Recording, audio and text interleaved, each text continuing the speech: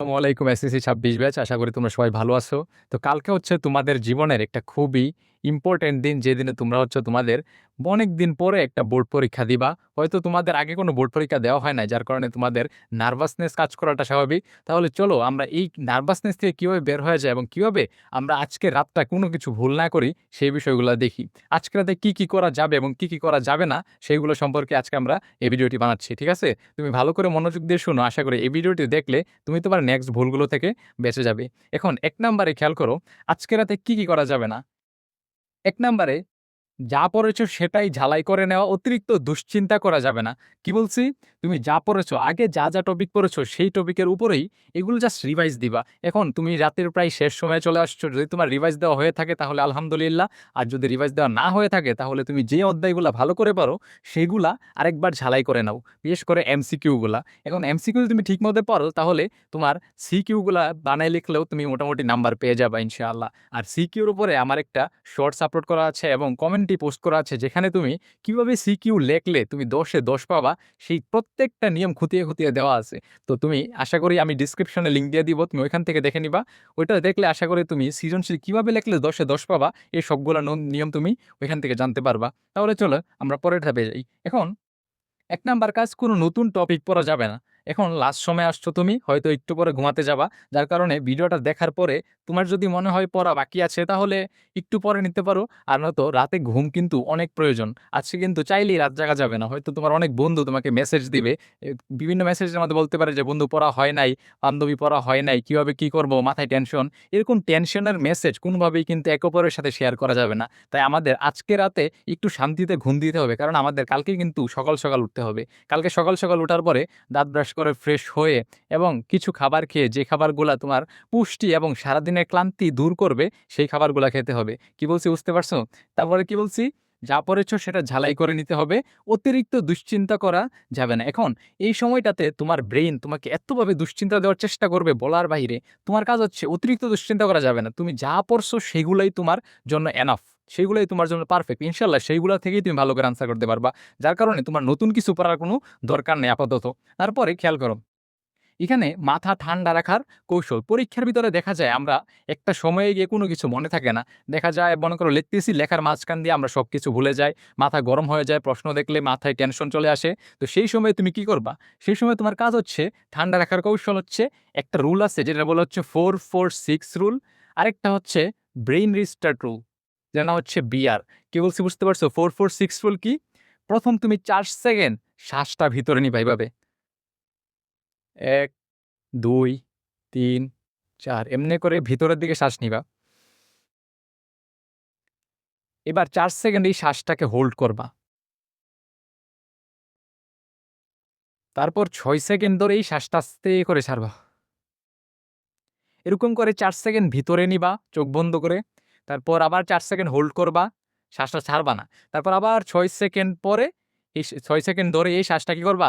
ছাড়বা। এরকম করে যখন তুমি পরীক্ষার হলে ৪ থেকে ৭ বার এরকম করবা, তখন তোমার ব্রেইনে অক্সিজেন পৌঁছাবে। তোমার ব্রেইন ঠান্ডা হবে। তোমার ব্রেইন কি হবে? ফ্রেশ হবে। তাহলে তুমি চিন্তা করতে তখন আর কষ্ট লাগবে না। তখন তুমি শান্তির মধ্যে চিন্তা করতে পারবা।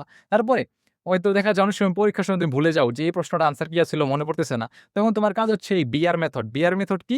Brain restart method. Brain restart method. এখন ব্রেইন রিস্টার্ট কিভাবে করবা? খেয়াল করো। তোমার ব্রেইনই যখন এই জট পাকায় যাইব, তখন তুমি কি করবা? তোমার যে বাম চোখটা আছে এই বাম চোখটা ৩ সেকেন্ডের জন্য বন্ধ করে রাখবা। এখন বন্ধ মানে কি এমনি বন্ধ করলে হয়ে যাবে? না। তোমার বন্ধ করতে হবে মনোযোগের সাথে। এভাবে বাম চোখটা ৩ সেকেন্ডের জন্য বন্ধ করে রাখবা রিল্যাক্স। তারপরে তোমার ব্রেইন কি হয়ে যাবে? রিস্টার্ট হয়ে যাবে। এভাবে করলে আশা করি তোমার ব্রেইনটা আস্তে ঠান্ডা হয়ে আসবে। আর এক্সট্রা কোনো চিন্তা করার কোনো দরকার নাই। ঠিক আছে? তাহলে আমরা পরীক্ষার ভিতরে কি করতে হবে না করতে হবে সব জেনে নিলাম। এখন পরীক্ষা রাতে আমরা কি জিনিস গুছিয়ে নিব? আমরা কিন্তু অবশ্যই পরীক্ষার সকালে কোনো কিছু তোমরা গুছাইতে যাবা না। আজকে রাতে সবকিছু গুছিয়ে রাখবা, পরীক্ষার সকালে যেন তুমি সবকিছু একসাথে নিয়ে পরীক্ষাতে যেতে পারো। কি নিবা? ১ নাম্বারে আমরা চলো খেয়াল করি। ঘড়ি।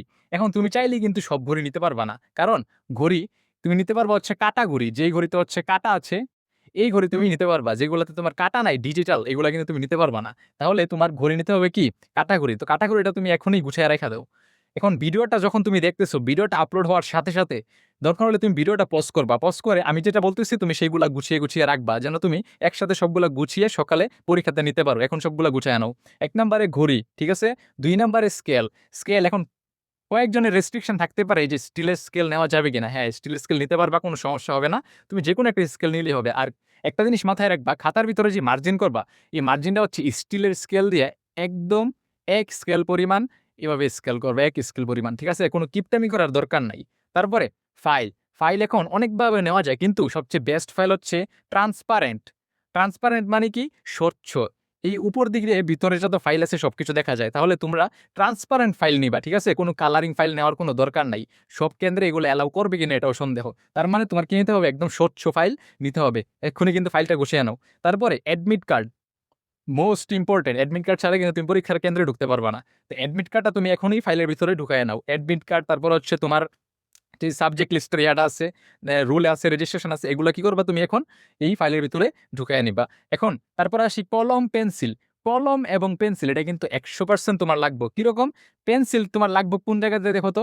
তুমি যখন এমসিকিউ দাগাবা তখন তুমি কিন্তু এমসিকিউতে কোনো দাগ দিতে পারবা না। যদি তুমি কলম দিয়ে দাগ দাও তাহলে কিন্তু তোমার খাতা নিয়ে যাওয়ার সম্ভাবনা আছে এবং তোমাকে কেন্দ্রে কিন্তু বাতিল করারও সম্ভাবনা আছে। তুমি কি করবা? পেন্সিল দিয়ে যে এমসিকিউগুলোতে দাগবা, এই ছোট, ছোট একটু, একটু করে দাগ দিয়ে দিবা, হ্যাঁ? যাতে তুমি বুঝো যে এগুলো তুমি দাগছো। ঠিক আছে? আর কলম নিবা কি? কলম মিনিমাম তোমার থাকতে হবে ৩ থেকে ৪ টা কলম নিয়ে যাওয়া পরীক্ষার হলে। কি বলছি বুঝছো? ৩ থেকে ৪ টা। আর পেন্সিল নিয়ে যাবা, রাবার নিয়ে যাবা এবং শার্পনার নিয়ে যাবা। এটা সবসময় কি রাখবা? নিজেদের ফাইলে রাখবা। তারপরে দেখো বক্স। বক্স মানে হচ্ছে জিওমেট্রি বক্স অথবা তোমার পেন্সিল বক্স। যে বক্সের ভিতরে তুমি রাবার, তারপরে হচ্ছে পেন্সিল, শার্পনার এই সবগুলা কি রাখবা? এই বক্সের ভিতরে রাখবা। তারপরে এইগুলা সবটি গুছানোর পরে তুমি এখন এই ফাইলটা কি করবা? একসাথে রাখবা। আর পাশাপাশি একটা জিনিস খেয়াল রাখবা, পরীক্ষা তোমাদের শুরু কয়টায়? ১০ টায়। এখন পরীক্ষা ১০ টায় শুরু হলে তোমরা কি ১০ টায় কেন্দ্রে যাবা? না। খেয়াল করো, তুমি যখন পরীক্ষা যদি ১০ টায় হয়, তোমার গেট বন্ধ হবে হচ্ছে এর ০.৫ ঘন্টা আগে। তার মানে ৯টা ৩০ এ তোমাদের গেট বন্ধ হয়ে যাবে। এই ৯টা ৩০ এর আগে অবশ্যই তোমার কেন্দ্রতে উপস্থিত থাকতে হবে। তার মানে আমি যদি এভারেজ টাইমে ধরি, মিনিমাম তোমার ৯টার মধ্যে কেন্দ্রে উপস্থিত থাকা ১০০% আবশ্যক। তুমি ৯টার মধ্যে কেন্দ্রে উপস্থিত থাকবা। কারণ তুমি ৯টায় গিয়েই তো আর সিরিয়াল পাবা না। দেখা যেতে পারে গেটের ভিতরে অনেক মানুষ একসাথে হিজিবিজি লাইগা যেতে পারে, সিরিয়াল লাগতে পারে। তারপরে একজন আরেকজনের সামনে যেতে পারে, তোমাদের চেকিং হতে পারে। এই সবকিছুর জন্য তোমার কিন্তু হাতে একটা মিনিমাম টাইম থাকা দরকার। তুমি ৯টার আগে গেলে তুমি ৯টা ৯টা ৩০ এর মধ্যে ভিতরে ঢুকে যেতে পারবা। ভিতরে ঢুকে তোমার কাজ হচ্ছে তোমার সিট এবং তোমার কক্ষ কোন জায়গাতে আছে সেটা খুঁজে বের করা। তুমি কেন্দ্রে মানে গেটের ভিতরে ঢোকার পরেই দেখবে একটা নোটিশ বোর্ড দেওয়া আছে, যেখানে তোমার রুল অনুযায়ী তোমাদের কক্ষ নাম্বার দেওয়া আছে। তো তুমি কি করবা? তোমার রুলটা মিলাবা, মিলানোর পরে দেখবা এই কক্ষ নাম্বার কততে আছে। কক্ষ নাম্বার যততে আছে তুমি কি করবা? এই রুমের দরজার উপরে দেখবা এখানে কক্ষ নাম্বার দেওয়া আছে। তো এই কক্ষ নাম্বার অনুযায়ী তুমি ভিতরে ঢুকবা, ঢোকার পরে তুমি বেঞ্চ অনুযায়ী তোমার রোলটা ওইখানে কি করবা? বিচারবা, হ্যাঁ? বিচরাইবা। এখন এগুলা করার পরে এখন খেয়াল করো, এই ৯টা ৩০ এ তো গেট বন্ধ হয়ে গেছে। এই ৯টা ৩০ এর পরে আবার কিছুক্ষণ পর, অর্থাৎ পরীক্ষার অলমোস্ট ১৫ মিনিট আগে তোমাদের খাতা দিবে। এই ১৫ মিনিটের ভিতরে তোমরা কি করবা? স্কেল করবা, তারপর হচ্ছে তোমাদের ওএমআর পূরণ করবা। যা কিছু আছে সবগুলো কি করবা? পূরণ করবা। আর ওএমআর পূরণ করার ক্ষেত্রে খেয়াল করবা, তোমাদের রুল, রেজিস্ট্রেশন যা আছে এগুলা খুবই মনোযোগ দিয়ে পূরণ করবা। কারণ এগুলা ভুল হলে কিন্তু তুমি ঝামেলায় পড়ে যাবা। বিষয় কোড, তারপর হচ্ছে তোমার সেট কোড, এই সবগুলা পূরণ করবা। তোমাদের খাতার ভিতরে এখানে একবারে খাতার এই সাইডে একটা নাম্বার দেওয়া থাকবে, বুঝছো? এবং ওএমআর এর কর্নারেও একটা নাম্বার দেওয়া থাকবে। এখন তোমাদেরকে একটা লিস্ট দিবে। যে লিস্টের ভিতরে তোমার নাম লেখা থাকবে, পরীক্ষার সাবজেক্ট লেখা থাকবে, তারপরে হচ্ছে সেট কোডের একটা অপশন থাকবে, তারপরে এদিকে হচ্ছে খাতার নাম্বার থাকবে। এরকম একটা সিস্টেম থাকবে। তো তোমার কাজ হচ্ছে তারাই তোমাদেরকে শিখিয়ে দিবা অথবা তোমরা স্যার থেকে জিজ্ঞেস করে নিবা। এখানে একটা খাতার নাম্বার আছে, এই নাম্বারটা তোমরা এই শিটে তুলবা। আবার এখানে একটা নাম্বার আছে, এই নাম্বারটা তোমরা শিটে তুলবা। এবার সেট কোড তুমি যেটা পাবা সেটা হচ্ছে কি এখানে তুলবা। এগুলা কিন্তু ভুল করা যাবে না। এগুলা কিন্তু অনেক নিখুঁতভাবে এগুলা পূরণ করতে হবে। কি বলছি বুঝতে পারছো? আর পরীক্ষার আগের রাতে আমরা কি করি? অনেক মাথায় টেনশন নেই। আজকে রাত আছে, কি করব? কালকে পরীক্ষা দিব। অনেক কিছু মাথায় টেনশন আসে। কোনো কিছু টেনশন করার দরকার নাই। আর আপাতত কোনো বন্ধু-বান্ধব যা আছে কারোর সাথে এগুলা টেনশন রিলেটেড মেসেজ করার দরকার নেই। কি বলছি বুঝতে পারছো? আর রাতে কিন্তু ঘুমটা অবশ্যই ভালো হতে হবে। এখন তোমরা ভিডিওটা দেখার পরে এগুলা গুছিয়ে নেওয়ার পরে আস্তে করে সুন্দর করে ঘুমাতে যাবা এবং সকাল, সকাল উঠবা। যদি চেষ্টা করবা ফজর নামাজ পড়ার, যদি পড়তে পারো তাহলে আলহামদুলিল্লাহ।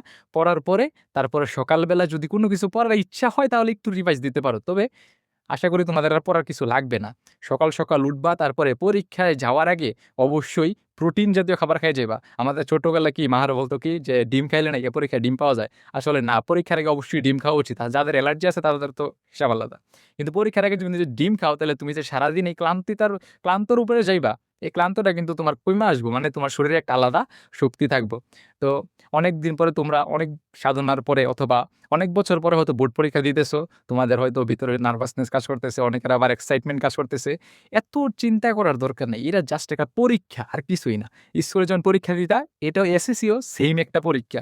সো এটা নিয়ে এত কিছু টেনশন করার দরকার নাই, যে টেনশন করার কারণে তোমার মানসিকভাবে তোমার খারাপ মনে হয়। মানসিক খারাপ হলে তোমার দেখা যেতে পারে পরীক্ষা এমনি খারাপ হয়ে যাবো। তো তুমি জাস্ট এতটুকু চিন্তা করবা, পরীক্ষার হলে যাইতেছো, নরমাল একটা পরীক্ষা দিতেছো, বাসায় চলে আসছো, শেষ। এতটুকুই। কোন এক্সট্রা চিন্তা মাথায় নেওয়ার দরকার নাই। ঠিক আছে? তাহলে ভালো থাকো। SSC 26 batch. আশা করি তোমাদের পরীক্ষাগুলো ইনশাআল্লাহ ভালো হবে। আল্লাহ তোমাদের সহায় হোন। আল্লাহ তোমাদের হেফাজত করুন এবং আশা করি আমাদের সামনে যে পরীক্ষাগুলো আছে, এই পরীক্ষাগুলো সম্পর্কে আমরা নতুন, নতুন ভিডিও দিতে পারবো এবং তোমাদের পরীক্ষায় উপযোগী সাজেশন সবকিছু আমরা ইনশাআল্লাহ দিব। ভালো থেকো, সুস্থ থেকো। আল্লাহ হাফেজ এবং পরীক্ষায় ভালো করে লেখার চেষ্টা করো। আসসালামু আলাইকুম।